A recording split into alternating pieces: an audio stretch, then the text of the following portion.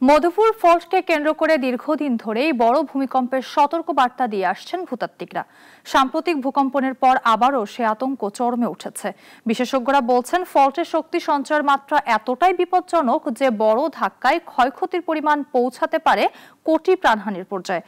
Abdullah Al নোমানের report, জানাচ্ছেন ইশরাত জাহান।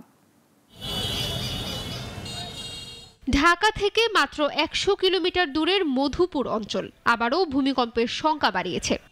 Madhupur fault নিয়ে নতুন করে উদ্বেগ বাড়ছে বিশেষজ্ঞদের মাঝে। তাদের মতে, দেশের ৩টি প্রধান ভূকম্পন বলয়ের একটি মধুপুর ফল্টে রয়েছে ৭ থেকে ৭.৫ মাত্রার ভূমিকম্প সৃষ্টির সক্ষমতা, যা শুধু রাজধানী নয়, টাঙ্গাইল, ময়মনসিংহ ও গাজীপুরেও ব্যাপক ক্ষয়ক্ষতির কারণ হতে পারে। সর্বপ্রথম ১৮৮৫ সালে এই ফল্টে ৭ মাত্রার বেশি ভূমিকম্প হয়। ২০১৯ সালে হয় ৪.২ মাত্রার কম্পন। সে সময় মাটির নিচে ১৫ থেকে ২০ ফুট গভীর ফাটল দেখা দেয়। ঝুঁকি সত্ত্বেও টাঙ্গাইল শহরে তৈরি হয়েছে অসংখ্য বহুতল ভবন।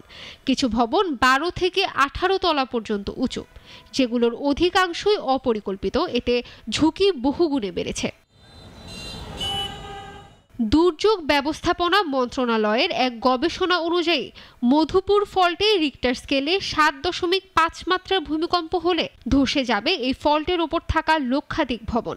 ফল্টের সক্রিয়তা নিয়ে তাই শঙ্কায় বিশেষজ্ঞরা। জলাভূমি ভরাট করে নতুন নতুন ভবন তৈরি করা হচ্ছে। ১ বছর আগেও যেখানে জলাভূমি ছিল, পুকুর ছিল, সেখানে মাটি ফেলে ১ বছরের মধ্যেই সেখানে বহুতল ভবন তৈরি করা হচ্ছে, যেগুলো অনেক ঝুঁকিপূর্ণ। যে কোনো সময় ভূমিকম্প বা যে কোনো দুর্যোগে বড় ধরনের একটা ক্ষয়ক্ষতির সম্ভাবনা সেখানে রয়েছে। জানতে চাইলে ঝুঁকি মোকাবেলায় প্রস্তুতি নেওয়ার কথা জানালেন সংশ্লিষ্টরা। আমাদের আসলে প্রস্তুতি খুবই সীমিত, প্রস্তুতি নাই বলে চলে। আর যেহেতু মধুপুরে একটা ফল্টের জায়গায় আছে, তো ব্যাপক ক্ষয়ক্ষতি হওয়ার সম্ভাবনা আছে। প্রশাসনের যথাযথ উদ্যোগ আর স্থানীয়দের সচেতনতাই ঝুঁকি কমানোর একমাত্র পথ, সতর্ক করেছেন বিশেষজ্ঞরা।